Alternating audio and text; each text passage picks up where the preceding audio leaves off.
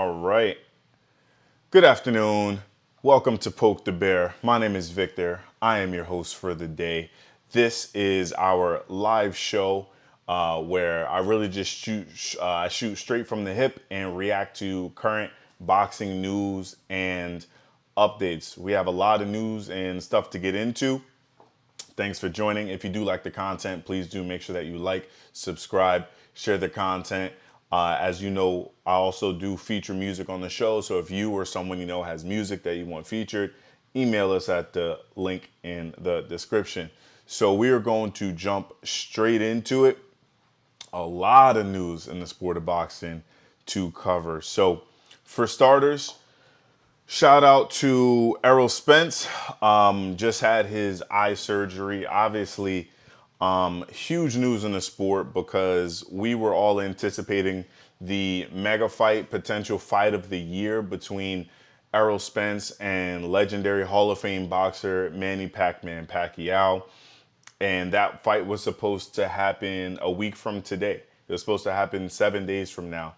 And the fight had to get canceled, or at least Errol Spence had to pull out of the event because of a torn retina in his left eye. And again, that is a serious injury.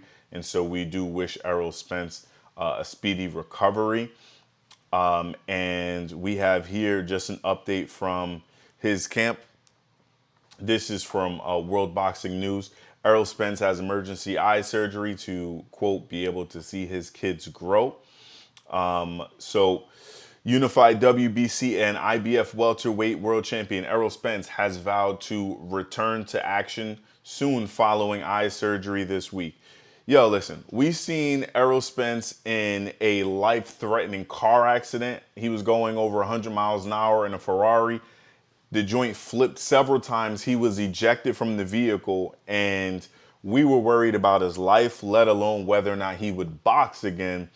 And not only did he box again, but he came back and didn't even take a tune-up fight.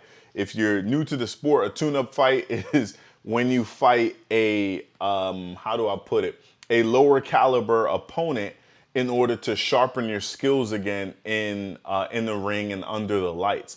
So he would have gotten that pass. We would have been fine if he took a tune-up fight. Fighters do it all the time. Whenever you're coming back from an injury or coming back from a loss, a tune-up fight is kind of like tuning up the car, right? So you get in the ring with someone of a lower caliber than what you're used to fighting, and you pretty much really hone your skills on that person and knock off the rust.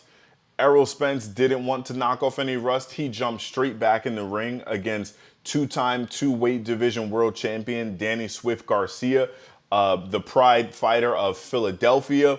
They love him out there in Philly. And Errol beat him by unanimous decision, and it was a great performance. Errol Spence said that he was at about 80% in that fight, and he beat Danny Garcia pretty easily. Danny Garcia gave Sean Porter and Keith Thurman really tough fights, and Danny Garcia has a phenomenal resume in boxing. Like I said, two-division world champion in boxing at junior welterweight and at welterweight. Errol Spence beat him as soon as he came back from his car crash. I was concerned for him because, man, just taking head trauma, boxing is a combat sport. It's a violent sport. So I was just like, man, I hope he's good. And he beat Danny Garcia in a good fight. And then now, you know, he right after that fight, scheduling the Pacquiao fight, working out a deal with Manny Pacquiao. They were going to have a mega fight August 21st, a week from now. And now he has a torn retina in his left eye, and that's concerning, especially in boxing. So from what I know, Errol Spence had a sports physical a couple weeks leading up to the fight. I think it was this past Monday. And doctors discovered the torn retina in his eye, and they brought it up to him and let him know that it would be in his best interest to get it taken care of now instead of waiting until it becomes a problem. So it looks like the surgery went well. The article says Spence was due to fight Pacquiao August 21st. Spence had to withdraw. Despite the disappointment, Errol Spence is glad medical experts found the ailment in time to save any long-term damage to his sight. Gladly, The correction went well enough to leave Spence hoping to fight again soon. This dude is always ready to jump back in the ring. Emergency surgery, and this is the part that's crazy to me. You have fighters like fighters and fans, people like Bernard Hopkins, who's just coming out the side of his mouth saying Errol Spence, like the eye surgery was all too convenient. Like, dude, he had a torn retina, and no doubt it would have gotten worse if he fought. If Pacquiao were to, Pacquiao would have hit him in that eye, no question about it. So it would have gotten worse, and Errol just said he wants to fight the winner of that fight. So I don't know what Bernard Hopkins is talking about. Errol Spence has never ran from smoke with anybody. Like, the dude became famous because he was sparring Floyd Mayweather and gave Floyd Mayweather all he could handle. And this was years ago. And so we know he's not running from Manny Pacquiao. Why would he be using an excuse? So let us continue. Emergency surgery went great. Thanks for everyone for their well wishes and prayers. I'll be back in no time. I look at it as it could always be worse. And being able to see my kids grow is the most important thing to me. That's even though I was telling the doctor, let me fight this fight, I'll get the surgery right after. The doc didn't have it. I'll still be rocking the same colors my next fight, so the merch will remain the same because my joint was fire. I know for a fact Texas was coming to take over Vegas for the weekend. I have the ability to finish Pacquiao. For me, though, I'm focused on winning the fight. If you rush and go for the knockout, you either look sloppy or something goes wrong. I have to fight my fight and at my pace. If the knockout comes, I'll go for it, he said. And so you hear, it says instead, Pacquiao is battling Yordenis Ugas as the Cuban steps in with just 10 days notice to settle a score between the pair.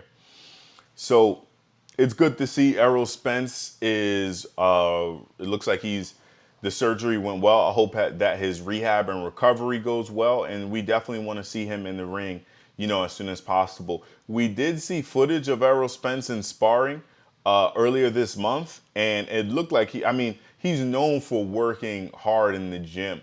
They were saying next to Floyd Mayweather, Errol Spence was the hardest working fighter in the Mayweather gym, years ago, 2013 and such. And so we know that Errol Spence doesn't run from the smoke, and we know that he's a hard worker. So I would not be surprised if he's right back in the gym. I know he definitely doesn't want to overtrain, and he said he wants to fight the winner of Pacquiao versus Ugas. That would be probably in December if they fight again. If let's say Pacquiao wins, then that fight, I see it probably happening in November or December. And I hope, Pacquiao said that to Errol Spence, he said, I'll see you in 2022. So I'm like, man, I really don't want to have to wait for the winter or spring to see this fight. But it's where we are. We just have to, roll with the punches. And so, Errol Spence, hope his rehab goes well. And Pacquiao right now is fighting Ugas. Pacquiao versus Spence is not happening right now. And so, speaking of Pacquiao versus Ugas, we just have to wrap our minds around the fact that is a fight that's happening 7 days from now. So we're going to talk about it. I'm going to talk about, as we get closer to the fight, my prediction, how I see it going. It's not rocket science, man. I mentioned it in our last live stream, but I see Pacquiao winning that fight. I see him winning it pretty easily. Don't get me wrong, Ugas has a very high boxing IQ. That means he's very smart. He's from that Cuban school of boxing. So, fundamentally, he has great fundamentals. And he's a good boxer. But I don't see him doing anything that is, when you fight Pacquiao, you have to make Manny Pacquiao respect you, or else he's just going to walk right through you. I don't see Ugas having anything that's going to keep Pacquiao off of him. Pacquiao's used to fighting orthodox and bigger orthodox fighters. That's exactly what Ugas is. I don't know that Ugas is going to be able to stand up to Pacquiao's power. Ugas is not known for being a knockout artist. He's known for being a slick boxer. Just like most Cuban fighters, he's not usually looking for the knockout. He's just looking to be slick, fight pretty, and win the decision. When you fight Manny Pacquiao, You better ask Keith Thurman. Keith Thurman and Adrian Broner, they got checked real quick. Pacquiao's speed, his power is definitely something different. And I don't know if Ugas is going to be able to adapt in time to he was going from fighting Fabian Maidana to Manny Pacquiao. That is a gigantic leap in difference in opponents. So I don't see Ugas being able to come out of that victorious. I think Manny Pacquiao is going to walk through him. I see Manny Pacquiao stopping Ugas. I see him stopping him by the 9th round. I would say by round 9, he either knocks Ugas out or retires him on the stool, where Ugas' coach doesn't let him come back out for the next round. It is what it is. It's the sport of boxing, and like I said, I see Pacquiao winning that fight. However, I think PBC Premier Boxing Champions has done a really good job of having to respond to the fact that Errol Spence got injured. They have a really good card that they put together. They have a fight tomorrow with Rigondeaux and Casimero. Real quick, that fight, I think that's going to be a really good fight. You have another Cuban, two-time Olympic gold medalist Guillermo Rigondeaux versus Casimero. And man, let me pull up their box recs. Who's this? Yeah. So John Rio Casimero, he's 30-4, 21 knockouts. So he has a good knockout ratio. He himself was knocked out one time. And you see he's fighting Rigo next. Dude is a hard puncher. I was watching the highlights from Casimero, and at that weight division at 118, he's heavy-handed. He has very fast hands, throws beautiful combinations, and it's funny, he looks like a smaller Errol Spence almost, in terms of like his heavy-handedness. The way, actually, I'll put it more like a smaller like Keith Thurman in terms of the pop on his punches. I'm not saying he fights exactly like Thurman. I'm just saying he breaks his opponents down like Errol Spence, and he's heavy-handed like Keith Thurman.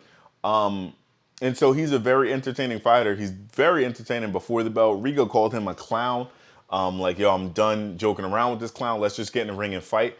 But Rigo himself is a heck of a fighter. Let's not forget that Rigondeaux's only loss was when he moved up 2 weight classes to fight Vasily Lomachenko, when Rigo was calling Lomachenko out for years and they did not budge and give him the fight. When Rigo and Lomachenko were, within just 1 weight class of each other, Lomachenko wouldn't fight him, but he made Rigo come up 2 weight classes, and Lomachenko stopped him. I think that would have been a better and much closer fight because you had 2 Olympic gold medalists going at it. But I really think they screwed him over and put him, in a position where he wasn't going to win that fight, moving up 2 weight classes, man. Come on. But he's an exceptional boxer. One thing that bothers me is you see Rigo here. He's only had 21 fights. There's no reason why a man in his 40s should have only 21 fights. Nobody ever wants to fight this dude. And they give all kinds of excuses. They'll say things like, oh, he's boring or whatever. Rigo's not boring. He's gonna box your shoes off, right? He's gonna beat the brakes off of you for 12 rounds, and that's why you don't want to fight him, because he consistently embarrasses fighters that these networks try to build up. You better ask Nonito Donaire. He beat the brakes off of Donaire. But Rigondeaux is a phenomenal fighter. I'm excited that he's gonna be heading this card tomorrow. I'll definitely be watching. If you're a boxing fan and you like seeing phenomenal boxing displays, you have the slick Cuban boxer in Rigondeaux versus you have the hard-hitting combination puncher with fast hands and Casimero. So everybody who calls themselves a boxing fan should be looking forward to that fight too. But on the undercard of Pacquiao versus Ugas, we have some really good fights too. So let's take a look at the actual card itself. So Pacquiao, Ugas. On the undercard, we have these 2 dudes that I'm pretty sure both were retired, and Roberto Guerrero and Victor Ortiz, both former Floyd Mayweather opponents. Floyd beat Guerrero by decision and knocked out Victor Ortiz. But I tell you what, they're both very entertaining fighters. Styles make fights. I think that Guerrero versus Ortiz is a phenomenal style matchup because they both like to fight toe to toe, right? I don't know who's gonna win that fight. We've seen both fighters hurt in the past. We've seen them hurt other people in the past, and so they're gonna fight toe to toe. I do not. If this fight goes to distance, it's gonna be a war. I see both fighters getting cut.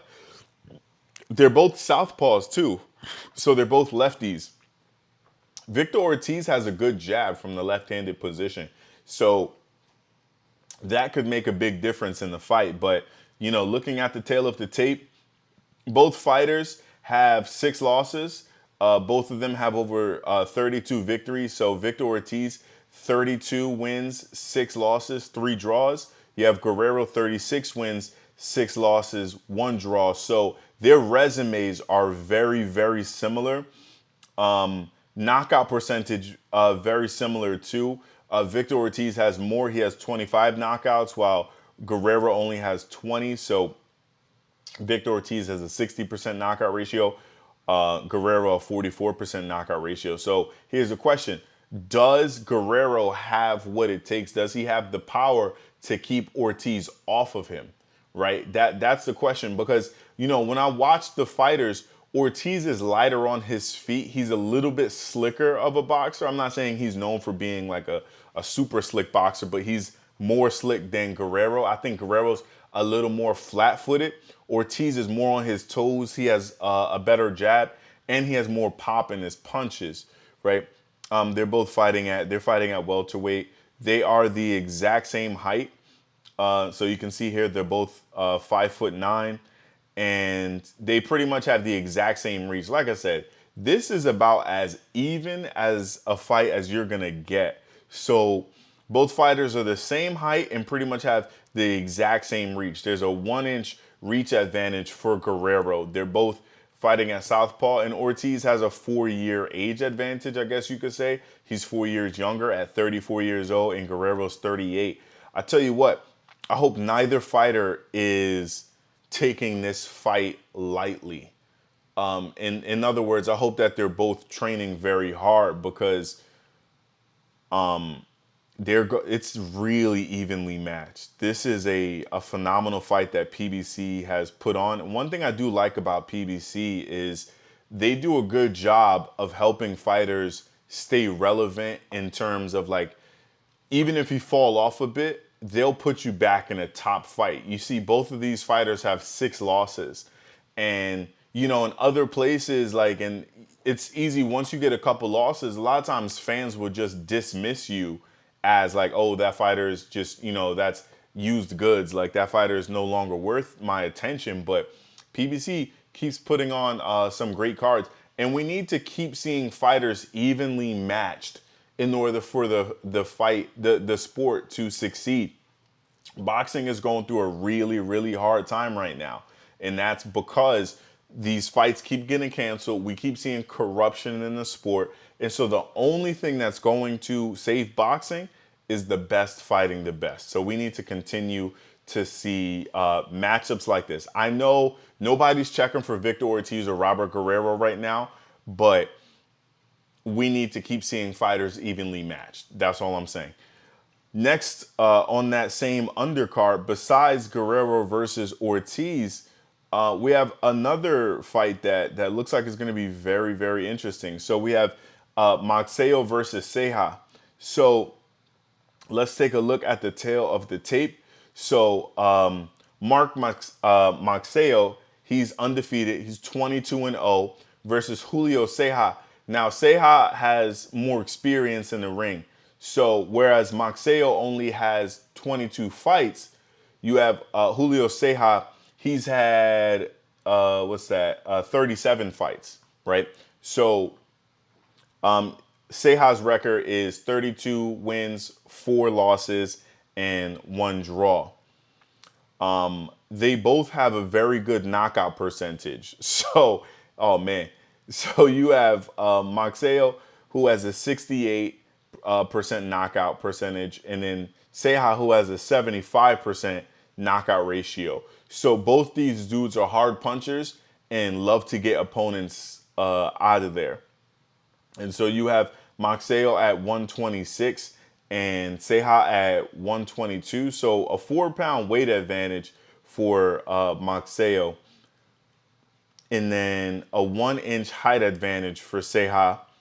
Now, this is very significant. This is crazy. So Matseo is shorter by 1 inch than Seja, but he has a 5-inch reach advantage. His arms are 5 inches longer than Seja, even though he's shorter. That can make a big difference in the fight, especially at the smaller weight divisions. They're both really short, so having a 5-inch reach advantage is a big deal. So if Matseo chooses to box, he'll have the advantage because of his reach. They're both orthodox, so they both fight from the right-handed stance, and they're close in age. Matseo 26, Seja 28. This fight is probably going to be a phenomenal fight too, just because they're both knockout artists, right? They both knock out over 68% of their opponents. And man, I love seeing heavy-handed fighters at the lighter weight divisions. I'm a heavyweight myself. I love heavyweight boxing more than anything. But, oh man, it is so fun watching the smaller dudes just swing for the fences because their hands are so fast. And these two dudes are heavy-handed. So I would not be surprised if this fight does not go to distance. If I had to I haven't watched highlights of either one of these two fighters, but if I had to just make a prediction just based on this, I would give it to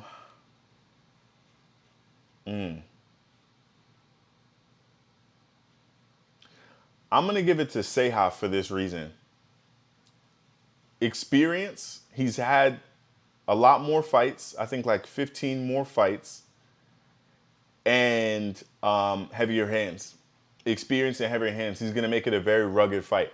Matseo's going to have to dig deep if he wants to come out of this victorious. But PBC did a good job of putting on what looks like it has the makings to be a really good card for the undercard of Pacquiao versus Ugas.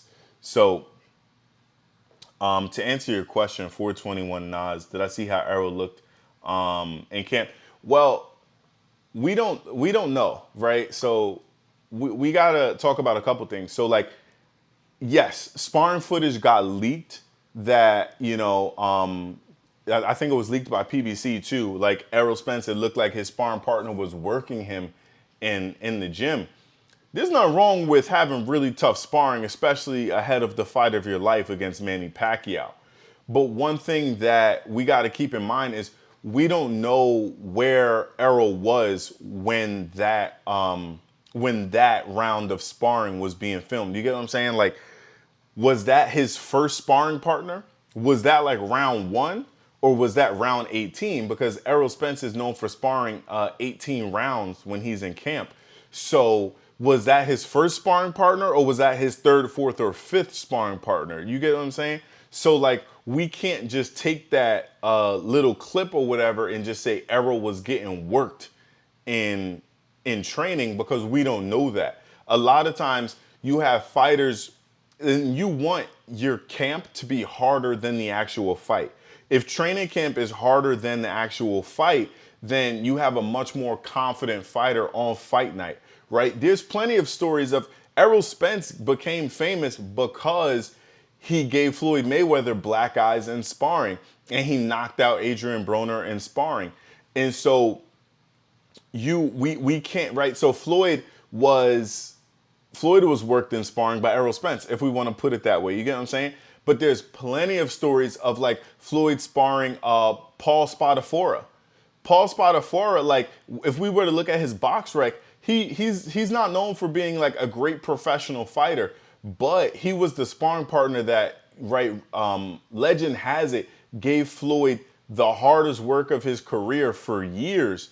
And like, there were times when young Floyd didn't even want to continue because Paul was working him like that. And so we don't know what round or like what number sparring partner this was that was reportedly like really working Errol. So it's hard to like just make that conclusion, but there's no one saying that Errol got like knocked out in sparring, nor is anyone saying like he got beat up in sparring.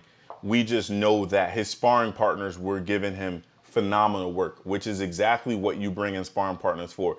If sparring is easy, there's a good chance the fight is going to be hard. But if sparring is hard, then the fight has the potential to be easy, right? So it's a trade-off. You want to train harder than the fight is going to be, because that mental stamina is different. Boxing is just as mental as it is physical. So we can't just say Errol was looking trash in training. I didn't see anything that raised red flags for me.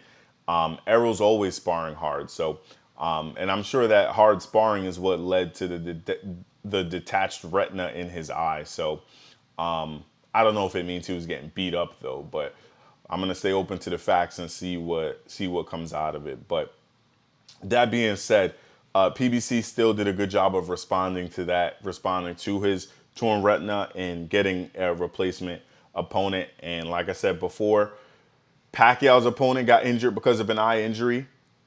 Dennis Ugas' opponent got injured because of an eye injury. And therefore, it elevates Ugas to be able to fight Pacquiao because they were both fighting on the same card anyway. Plus, they both technically share a belt by the WBA. So it's kind of like settling the score between them anyway. So it works out in that way. It's not the fight we wanted to see, but it's not a bad fight. It's a good fight to make. And so the card looks good. But more boxing news related to Deontay Wilder versus Tyson Fury, the third fight. So Tyson Fury's dad had another interview with BT Sport Boxing. And if you don't know, Tyson Fury, his daughter, newborn, I think just born this week, was having complications with her health. And so and I think they said like her heart stopped beating for like 3 minutes or something like that, and doctors had to resuscitate her. So with all the beef that I have with Tyson Fury about the way he moves in the sport, I definitely don't see eye to eye with him and disagree with a lot of the way he does a lot of moves. That has nothing to do with his daughter though. Definitely hope that she is able to come to a full recovery and just grow up healthy and strong. That's something completely separate from the sport of boxing.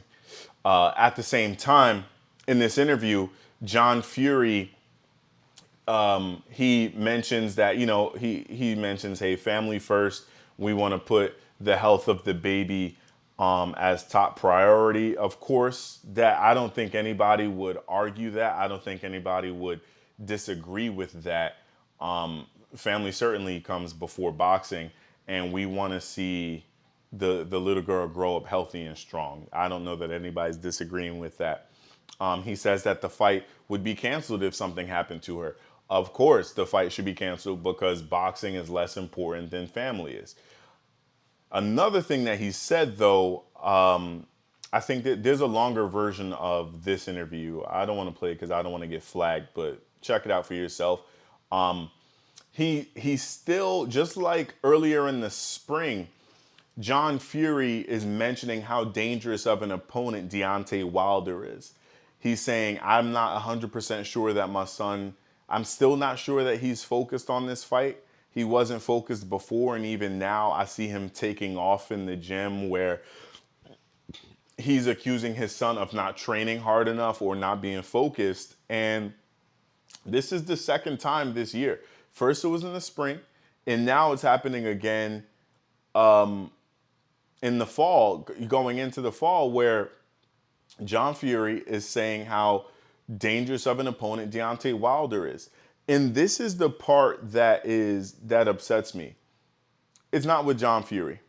My issue is with boxing fans who continue to try to discredit Deontay Wilder as if he's not a hell of a fighter in his own right, as if like Deontay Wilder is just a bum.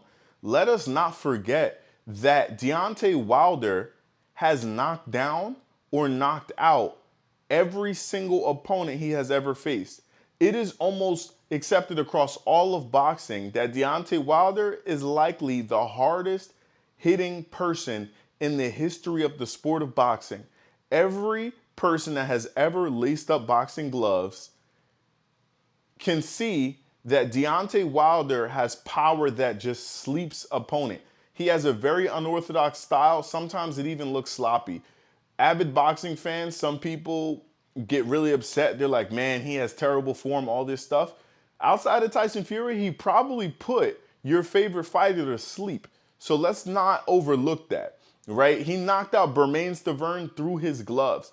Luis King Kong Ortiz, Deontay knocked him out moving backwards with an uppercut. And he knocked down Tyson Fury in the first fight twice. And he was getting very outboxed by Tyson Fury, but Deontay Wilder dropped him twice. And so we're not going to act like Deontay Wilder does not present a threat and an opponent worth paying attention to. Of course, people want to see Fury versus AJ. Yo, I want to see all three of them fight each other. I want to see the best fight the best. I'm in it for the health of the sport. But Fury and Wilder have unfinished business. Wilder had it in the contract that there was a rematch clause, and whenever a champion loses his belt, just like AJ lost it to Ruiz, and AJ was entitled to a rematch, Wilder, after losing his belt, was entitled to a rematch against Fury. John Fury is saying Deontay Wilder represents a very, very dangerous threat to Tyson Fury, and he's worried that Fury is not taking the fight seriously. Yo, I can't wait till October 9th. I think we are going to see a very different Deontay Wilder than what we've seen in the past, and I want to see how Tyson Fury responds to it. I want to see the best version of Tyson Fury that we've ever seen, and I want to see the best version of Deontay Wilder that we have ever seen. Ironically enough, speaking of daughters, let's not forget, Deontay Wilder fought Luis Ortiz when no one else would, and Deontay Wilder, the reason he did it was because he wanted Luis Ortiz to get a payday, because Luis Ortiz had a sick daughter just like Deontay Wilder did. So I think Wilder, of all people, understands what that's like. But we're going to cut to a break. I'll be back in a few minutes. We still have more stuff to talk about. We're still talking about the WBA. We're going to be talking about some upcoming fights, Canelo and Terrence Crawford. So we'll be back shortly.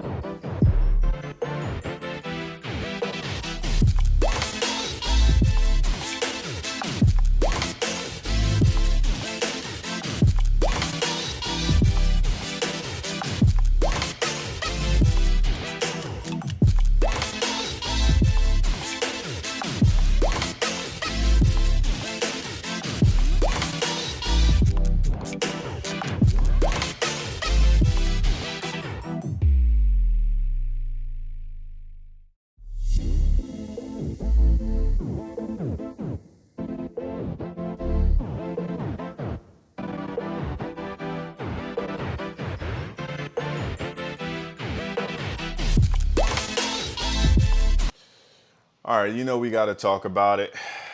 I can't talk about the sport of boxing right now without talking about the World Boxing Association, the WBA, and their handling of discipline for Judge Gloria Martinez Rizzo following the disgusting and egregious card that she turned in the fight Maestro versus Fox. And the boxing world has made noise about it for over a week now. And we're looking for action to be taken for what's going on. So let me fill you guys in case you do not know. Say hello to Gloria Martinez. So Gloria Martinez Rizzo was awarded in 2019 for being I got so much stuff to talk about, goodness. For being the WBA's Female Boxing Judge of the Year. I'm going to talk about it. Where do I even begin? Before we even talk about the Maestro versus Fox horrible and awful decision of hers,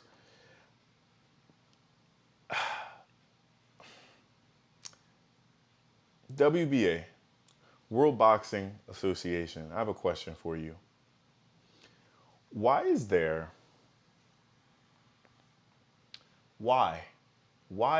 such thing as the Female Boxing Judge of the Year? Can someone explain that to me? Why is there a such thing as the Female Boxing Judge of the Year?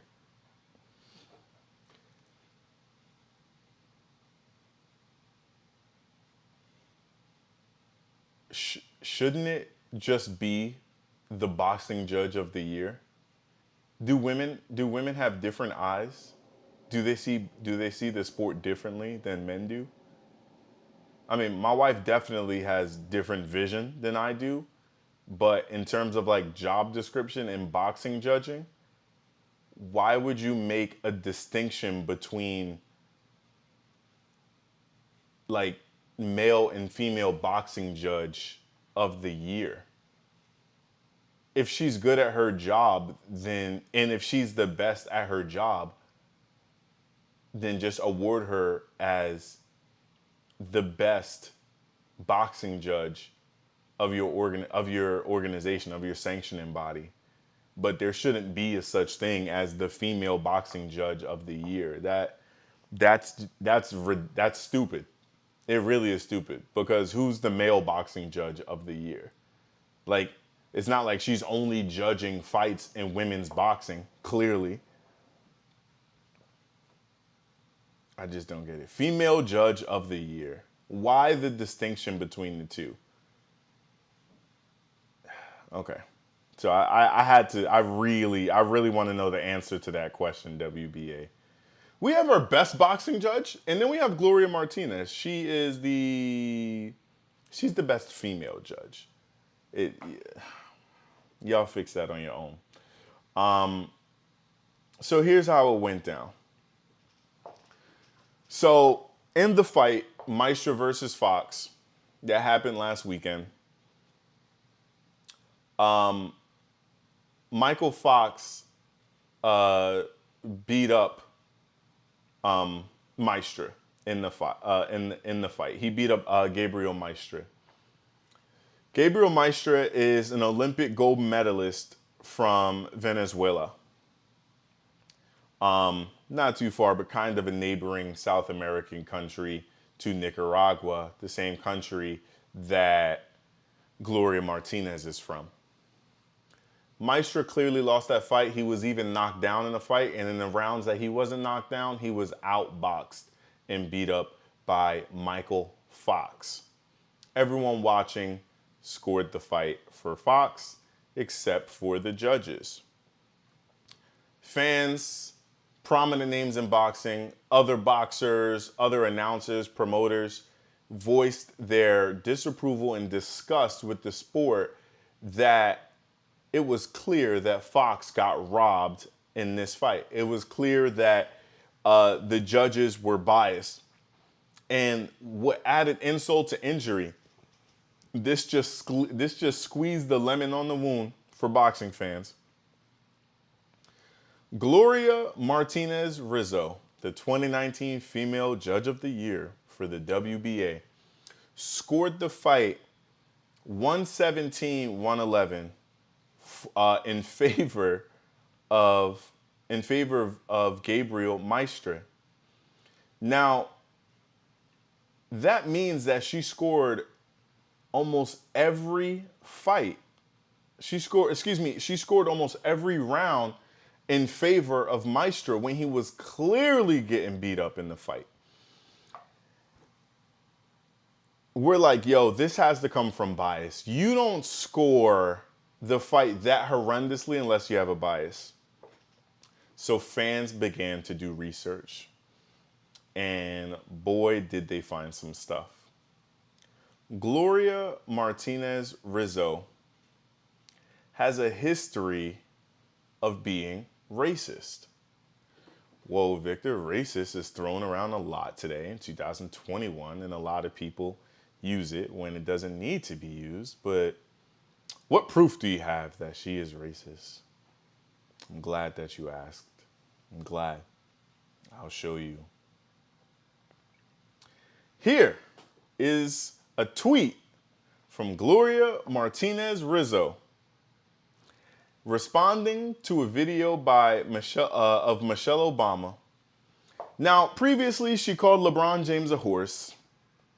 She also said that the woman who started the Black Lives Matter movement should be killed. Those are the words from a boxing judge. Yes. Working with the World Boxing Association, the sanctioning body who's supposed to uphold the legitimacy of the sport. That's within their control. Gloria Rizzo said of Michelle Obama in this tweet, "Okay, monkey face, your time is gone, bye-bye."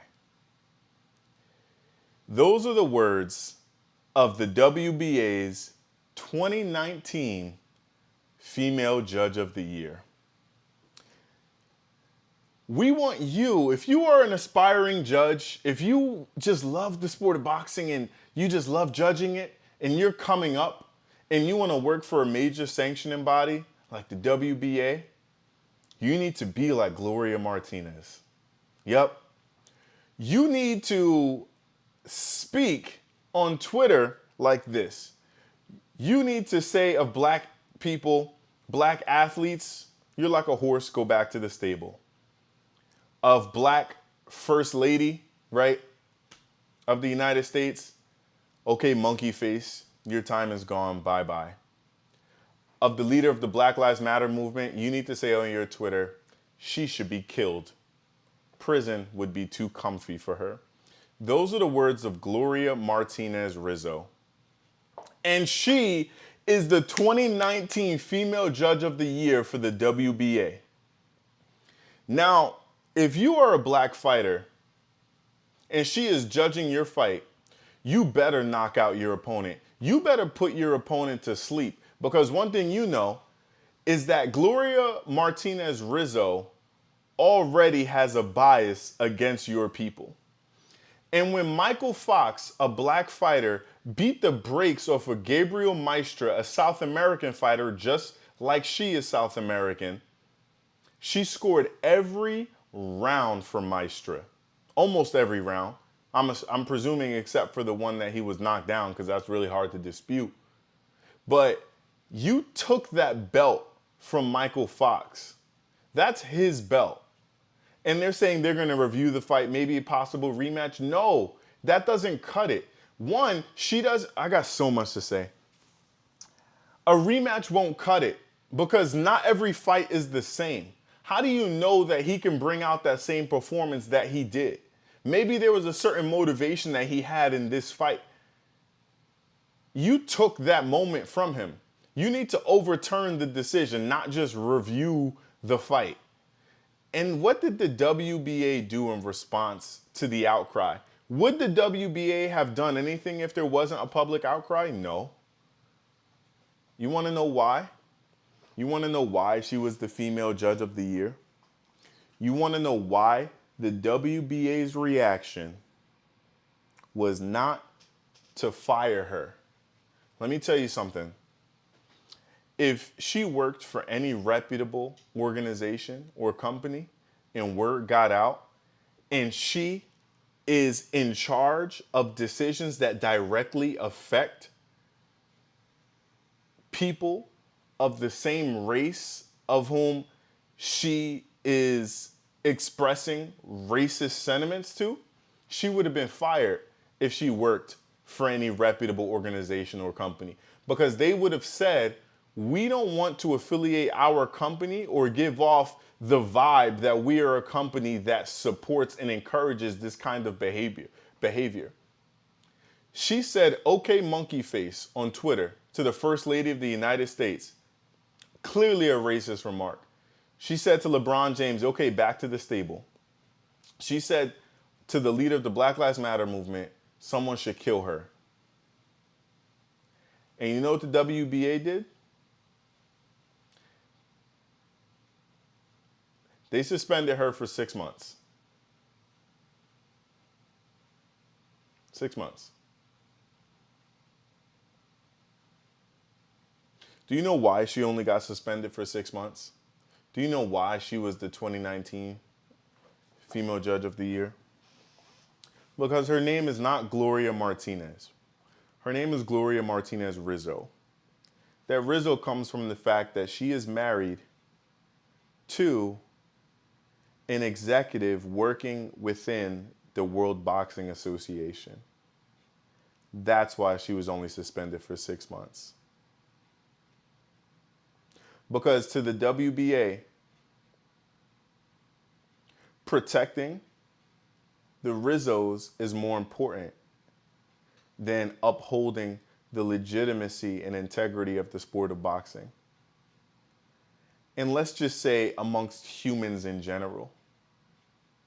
They support her behavior. They encourage her behavior. After all, this is your 2019 female judge of the year. They wouldn't have done anything if there wasn't public outcry. If people like me weren't making videos like this, they would have done nothing.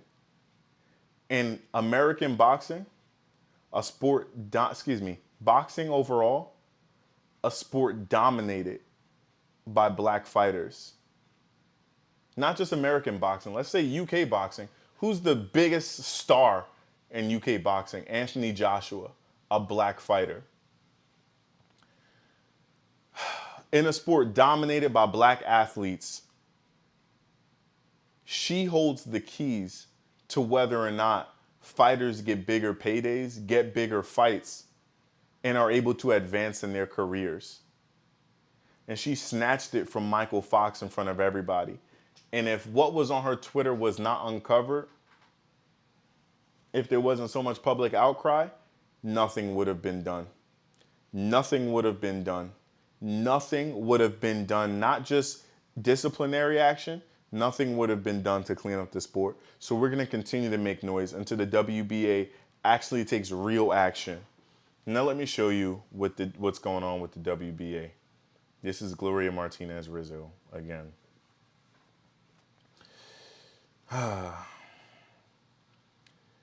This is from the WBA. A review of the fight was ordered immediately, a review. Based on the preliminary scorecards received, indicates a direct rematch could be ordered.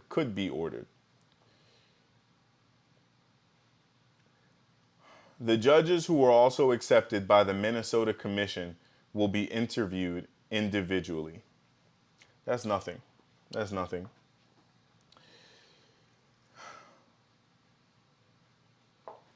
Here's another look at her tweet. This is from worldboxingnews.net. Shout out again. On Saturday night, Martinez Rizzo somehow carded 117-110. I thought it was 111. 117-110 in favor of Gabriel Maestro over Michael Fox.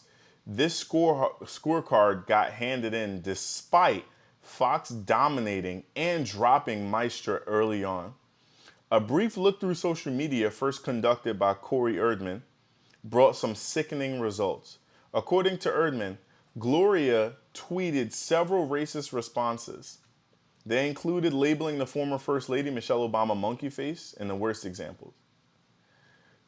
World Boxing News picked out some of the mass selection that Erdman had pointed to on Sunday. Verification that Riz's real account got used came in the form of several interactions with the World Boxing Association themselves, who was on the wrong end of the scoring. Fox, who was on the wrong end of the scoring, saw the post and responded. This is what Fox said after he got robbed of his title. He said, "Wow, I was never going to win on her card," said Fox, a proud black man. In an even more hair-raising discovery, she was named the WBA Judge of the Year, female Judge of the Year, in 2019. Around the same time, she was allegedly sent, not allegedly, we got screenshots, at the same time that she was sending those racist tweets. Here's what the WBA said about her when she won the Judge of the Year. Gloria Riz won the award for Female Judge of the Year. The Nicaraguan had a great 2019 thanks to her discipline and perseverance. Riz also pushed the Donald Trump rigged election conspiracy before ceasing posting on her account from around the time Joe Biden became president. And then she's a Trump supporter. That's her. That's who she is. That's how she chooses to roll. That I don't care about that.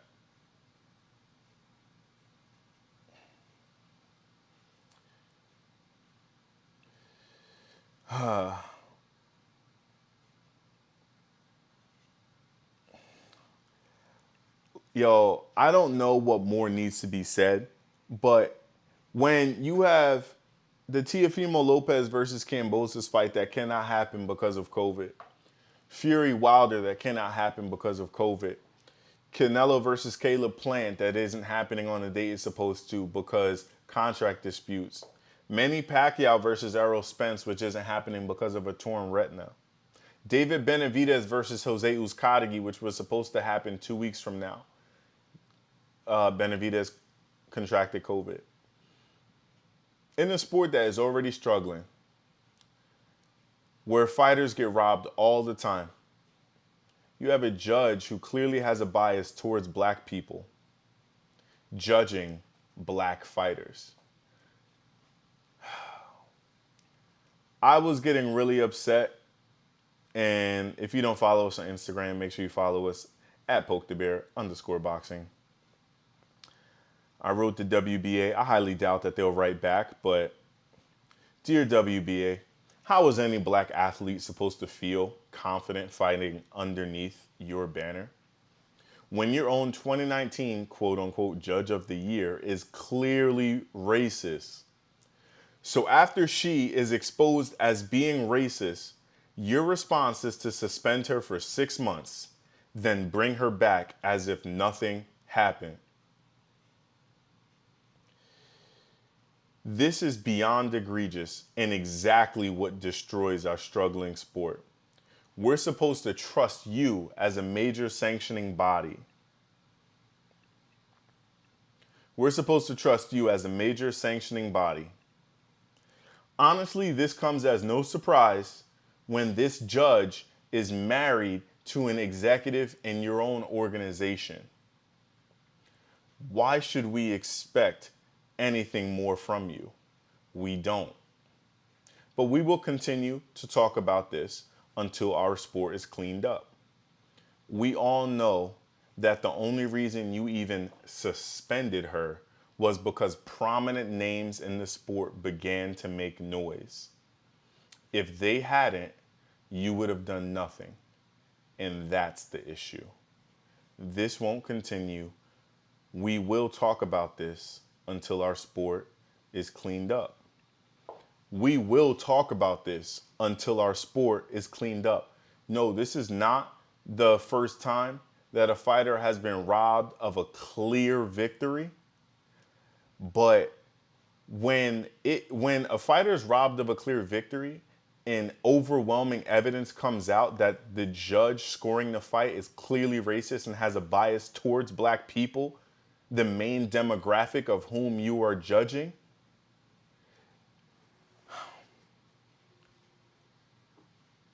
suspension for 6 months and then just bringing this judge back is not okay, and it's not enough. Fire Gloria Martinez Rizzo, your 2019 Female Judge of the Year. Because if you don't, WBA, we are going to push, and the fans have the power. You don't have the power. We have the wallets. It's us who pays for the fights. It is us. Fire Gloria Martinez Rizzo, or we will push to see the WBA removed as a major sanctioning body. Because you can't uphold the legitimacy of the sport. Nobody trusts you. Nobody trusts that you have integrity as an organization. You're going to continue to be exposed until you turn back from this nonsense. Fire Gloria Martinez Rizzo and clean up the sport of boxing. On to other news. We're going to talk about Crawford versus Porter. That joint got me like all over the place. I love this sport, but I hate it for the same reason other people hate it.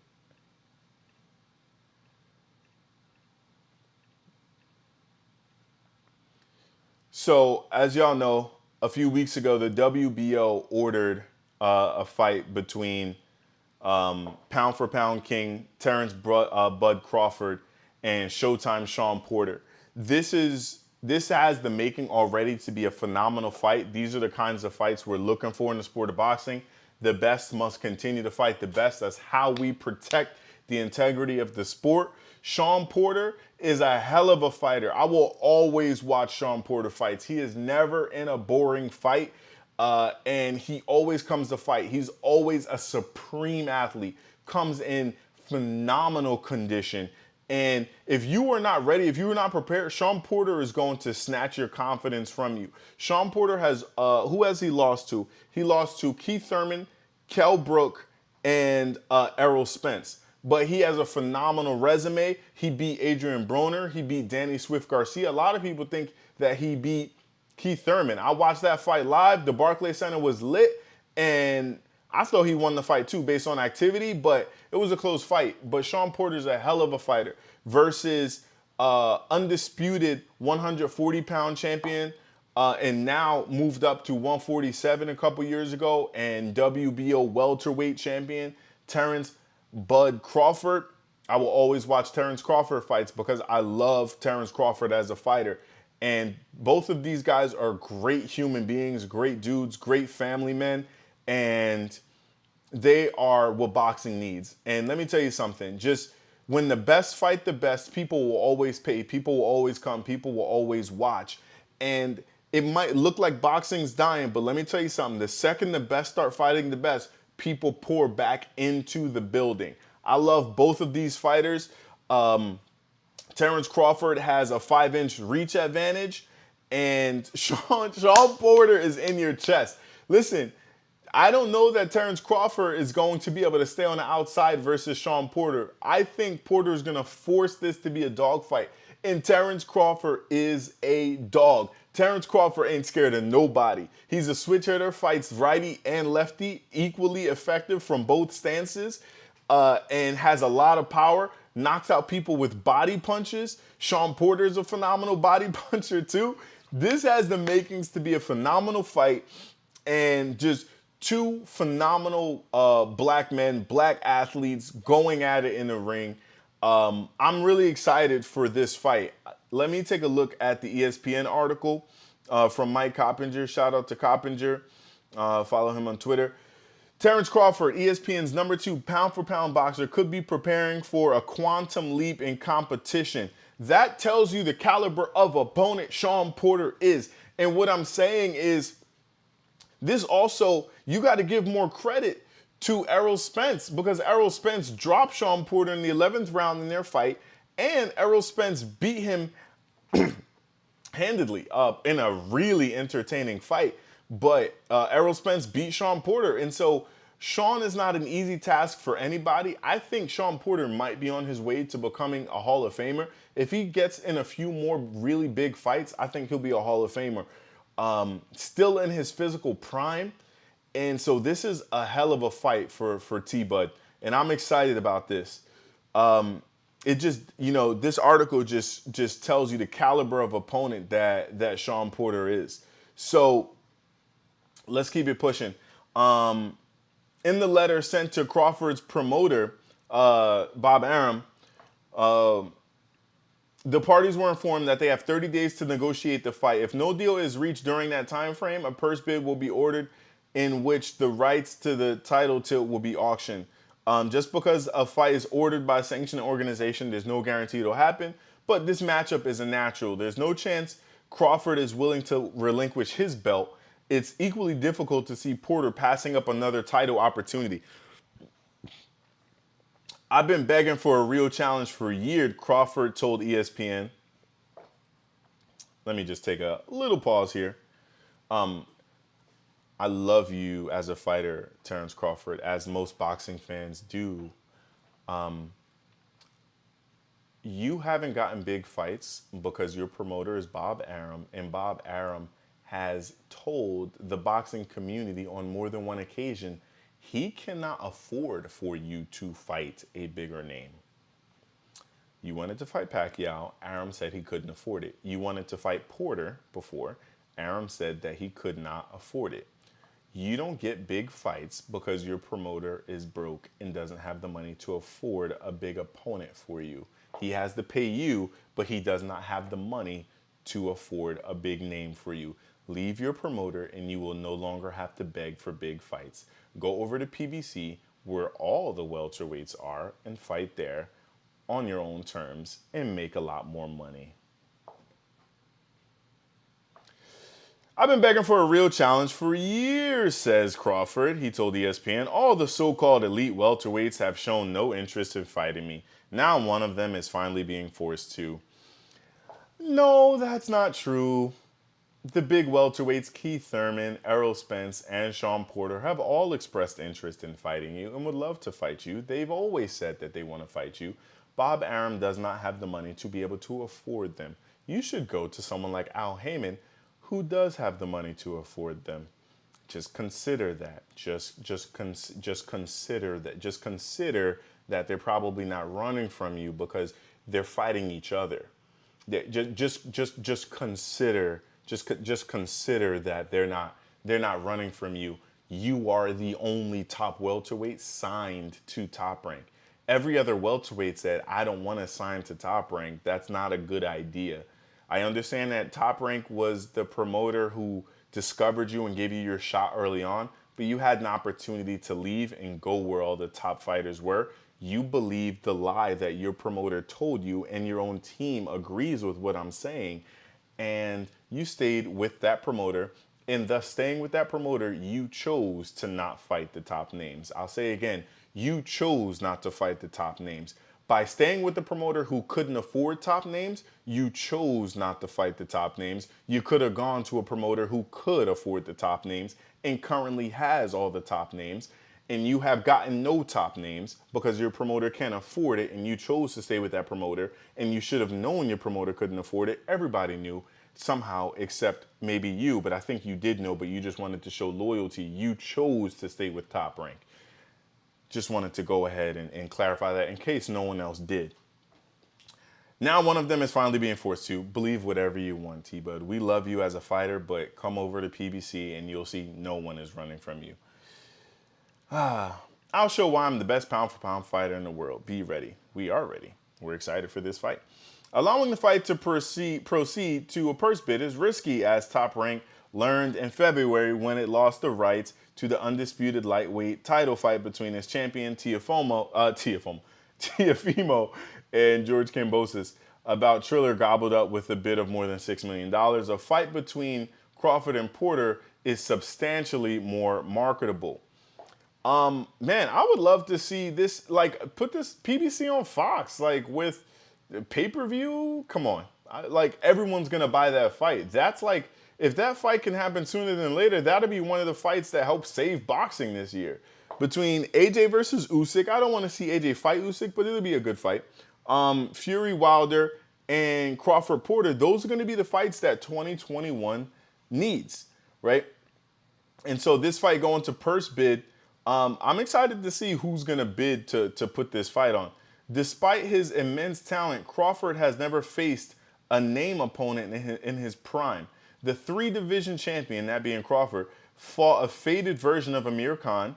His knockout victory over Julius Ndongo was the first fight of Top Rank's long-term deal with ESPN. That was a good fight. T-Bud knocked him out with a left uppercut to the body. So if I'm correct, I forgot what Ndongo threw, but I know Terrence rolled it and came back with a left uppercut and hit him square on the front of the rib cage. And actually, Ndongo was turning. I think maybe he threw a right hand and T-Bud slipped it, came back with a left uppercut to, I think it was the liver of Ndongo. But man, that was a beautiful knockout by Crawford. And let's keep it pushing. A hometown attraction in Omaha, stoppage win over Jeff Horn was the first notable boxing event on ESPN+, blah, blah, blah. A fight with Porter, ESPN's number 4 welterweight, would easily be the switch hitter's most marquee to date. It could also be the final bout of his long-term partnership with Top Rank. Crawford's deal with the promoter has one fight remaining on the contract. Before this auction from the WBO, Crawford was offered a fight with rugged contender David Avanesian. A bout that was being eyed for October 23rd in Atlanta. They put in a lot of fights in Atlanta. I think Top Rank is taking a page out of PBC's book and seeing all, like, if you have black fighters, Atlanta and Brooklyn are great. Like, if you have Hispanic fighters, you know, locations like, depending on where they're from, right? So if they're like Mexican-American, then fighting in the desert area is a great place. So Texas, Nevada, so Texas, Vegas, Phoenix, which is where Benavidez was going to fight, so Mexican-American, and California, right? Carson, California, LA. So those are great places if you have a Mexican-American demographic that you're looking to reach. If you have black fighters, Brooklyn, come back to Barclays, we really miss you, and Atlanta, right? Those are great places to put if you want to market black fighters. And so with the WBO surprisingly ordering the bout, attention will now turn to Porter. Blah, blah, blah, blah, blah. Okay. This is just Porter's history. We already know he's a hell of a fighter. So either way, I'm really excited for Crawford versus Porter. I don't yet have a prediction for this fight yet. I would love to know what you guys think. If you, regardless of who you think is going to win the fight, I want to know who you think is going to win the fight and how you see it playing out. Put that joint in the comments because I want to talk about it. It's going to be a hell of a fight. Like, do you think that Crawford has a chance to win this fight on the inside? If this fight was on the outside, does Sean Porter have the skill to keep up with Crawford? I don't want us to just act like Sean Porter is just this bulldog that, like Ricky Hatton style, that just comes forward. That's not who Sean Porter is. Sean Porter has very educated feet, very educated. He has a high boxing IQ. I love his footwork. I love his inside work, and he has good head movement. And obviously, T-Bud is, you know, pound for pound king. He has power in both hands, has knocked fighters out with both hands. He has a 5-inch reach on Porter. So is Crawford really going to try to fight on the inside? Does Crawford have a chance to win on the inside? does Porter have a chance to win if this fight takes place on the outside? That's what I'm looking to know. How are they going to stand up to each other's power? You get what I'm saying? So I'm really, really, really excited for this fight. And like I said, I don't have a prediction yet, but I think just a phenomenal fight of the year candidate already. Let's move into some other news. So we have Canelo Alvarez. Lance Pugmire is reporting that chances are talks for Canelo versus Caleb Plant might be back on. Now, before I go into that, Canelo mentioned that, I'm not going into the full history, but Canelo mentioned that he wants to be the undisputed champion, that he wants to be undisputed.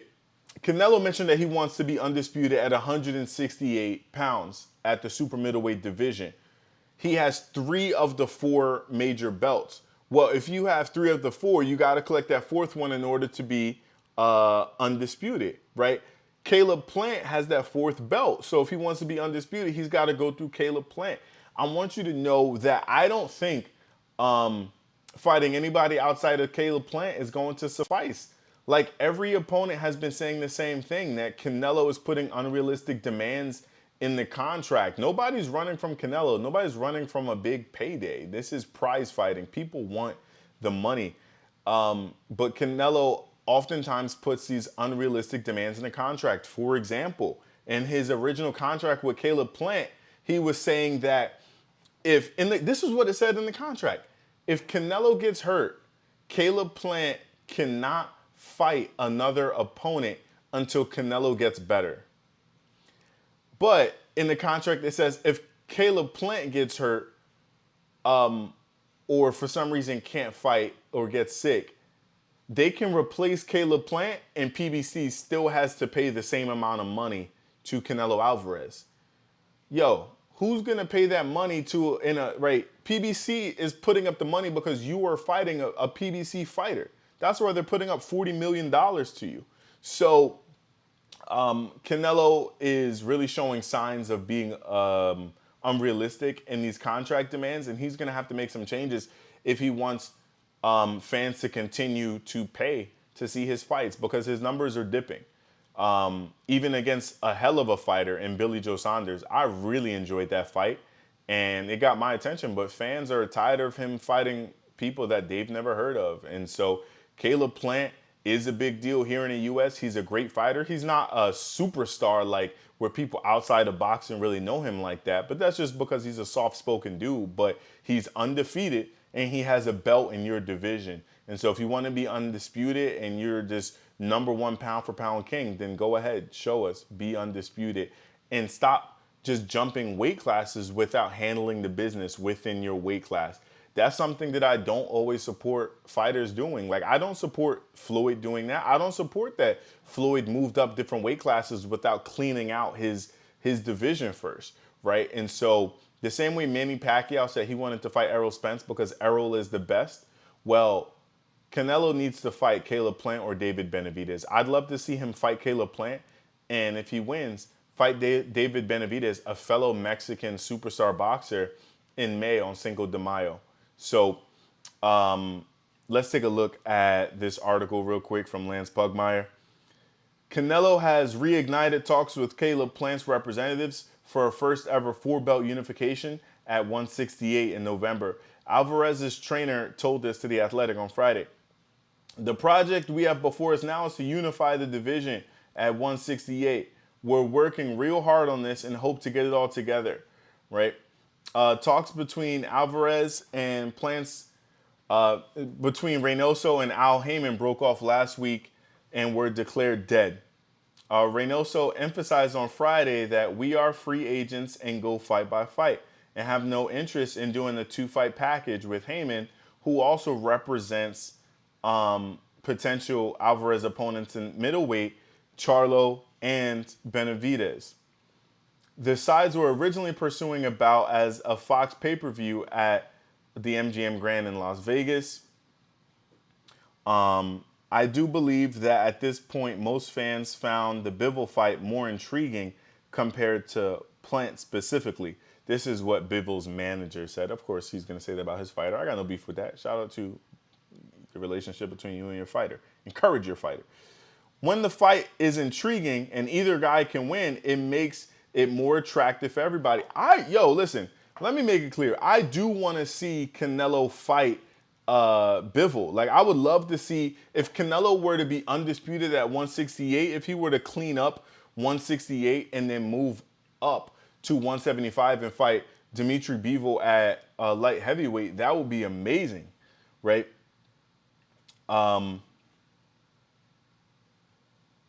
Okay, cool. Let me read this. So, or they can stay independent and make moves they want, but this might involve taking on riskier opponents as there are not many options remaining out there. I'm sure at some point we will be talking again, but I suspect it will be a different conversation this time. This time it was a done deal. Reynoso said the talks were to continue Friday as he expected an update later in the evening. By taking the bout, Mexico's reigning pound-for-pound king, Canelo, is seeking another rare feat while standing already as four-division champion. Seeking undisputed status against Nashville, this is Caleb Plant, seeking undisputed status against Plant, who's the IBF champion, would give Canelo another legacy claim as he works to entrench his place in the sport's lore. So this is like legacy stuff. So I love watching Canelo fights. Nobody disagrees that Canelo Alvarez is a phenomenal fighter, but he has to continue to fight the best. Fighting these like Avni Yildirim, fighting Rocky Fielding, fighting Liam Smith. Nobody's asking for this. Nobody's looking for this. And so we need to see him fight people that can give him a run for his money, take a risk, and the fans will continue to show back up. But if you keep fighting these people that nobody's looking for, don't expect money coming from America. You're going to have to get it from elsewhere, because in America, the best have to fight the best because boxing has to compete with other sports. Okay. And last but not least, as we finish up the live stream, I thought that it would be appropriate to really, as we're wrapping up this live stream, I feel like it would be appropriate to shout out the Team USA boxing team, to shout out Team USA.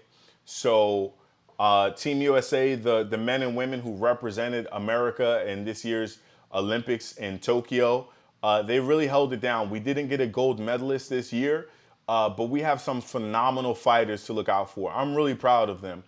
And I'll share the screen so that you can see. In this year's Olympics in boxing, Team USA took 4 medals. So I'm just really proud of everyone. 3 of the men took silver medals, and O'Shea Jones, she represented USA women's boxing, held it down by bringing home a bronze medal. You did something that most people in the population and most boxers will never, ever do. And so shout out to O'Shea Jones for holding it down. The last bronze medalist we had was Deontay Wilder, and he had a phenomenal pro career. So we're excited for you. And shout out to the 3 men who represented the United States and won silver medals, that being Duke Reagan, Keyshawn Davis, and Richard Torres. Y'all all 4 of you looked phenomenal in your fights, and you represented the country well. I'm excited to see what y'all do if you continue in the amateur circuit and winning tournaments and representing the U.S. in the next Olympics and in world championships, or if you go pro. Either way, I'm excited for all 4 of y'all. So great job representing the USA well. We got a lot of problems in the USA, as always. It's a gigantic family, but y'all did y'all thing representing the country, and I'm excited what they do in the program. And if you live in America and if you like boxing, then you should always support Team USA. And so thanks for tuning in. This has been Poke the Bear. Again, I am your host, Victor. Please do make sure that you like, subscribe, and share the content. Follow us on social media at Twitter at pokethebear15, on Instagram at pokethebear_boxing.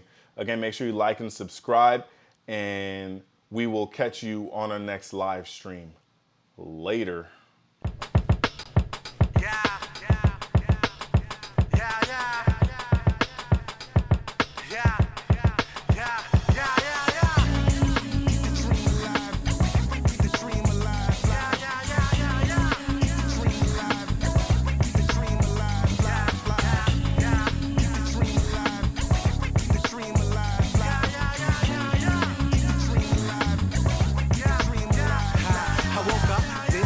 feeling awesome. Today is looking gorgeous, let me chop, paint a portrait. Looking forward to this sport toss, breaking down on us, let's talk. To the mechanic, tell him how we can't afford it. Lost my wallet in the mall, calling up the office. Hope nobody stole it, Lord, I pray somebody's honest. Then the office called me back, told me a custodian had saw it, turned it in and come and get it if I want it. Awesome, I see my $10 cash, awesome. There's that 10 for that gas, awesome.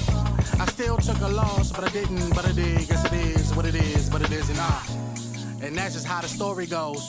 See, life is like a box of Oreos, and that's how the cookie crumbles. At least you get the cream, little things on the road to a much bigger dream. What up?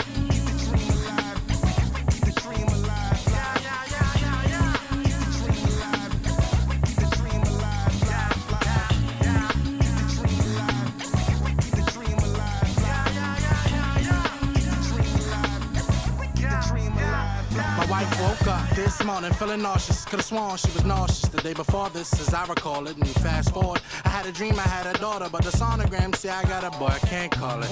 Great time for my job to lay me off. And in fact, I got a child on the way, that ain't important. Cause I get blessed with a car back rolling. First week I get a ticket, traffic caught. Hey y'all, hey y'all. The judge gave me a pass, awesome. By the way, my son name is Chaz Hoffler. Please don't call him Junior, it's different. He's a second, so technically he is, but he isn't.